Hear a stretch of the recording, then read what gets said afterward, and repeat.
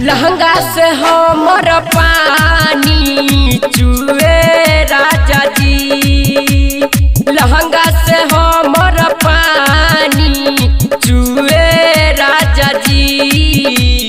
दिल्ली से कहिया तमिली राजा जी, मजा मिली राजा जी। दिल्ली से कहिया तमिली राजा जी, मजा मिली राजा जी। लहंगा से हमर पानी चुए राजा जी। डीजे अजय मलमल। अभी आप सुन रहे हैं त्रिलोकी रिकॉर्डिंग स्टूडियो दिल्ली से। दिल्ली से कहिया तमिली राजा जी, मजा मिली राजा जी। गबना करा के सैया गइल बारा तू दिल्ली, देखी के हमके डबर तूरे लागी किली।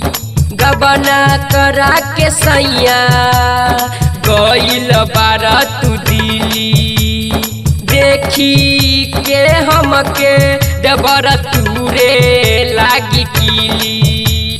चुए लागी पानी मन करी राजा जी, चुए लागी पानी मन करी राजा जी।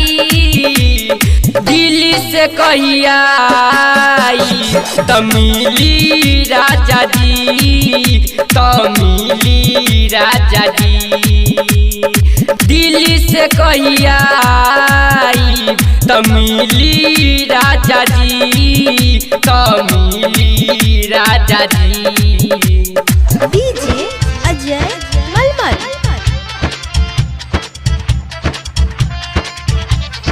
दिल्ली से कहिया तमिली राजा जी, मजा मिली राजा जी। रहल जब तू राजा कैल न तू खेला, देवरा हमर से जिया पर कैले चोली ढीला।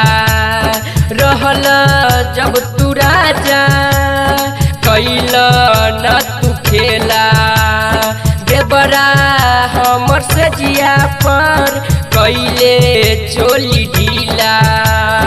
राइटर राजेश सलम के बताई राजा जी, राइटर राजेश दीपेश के बताई राजा जी।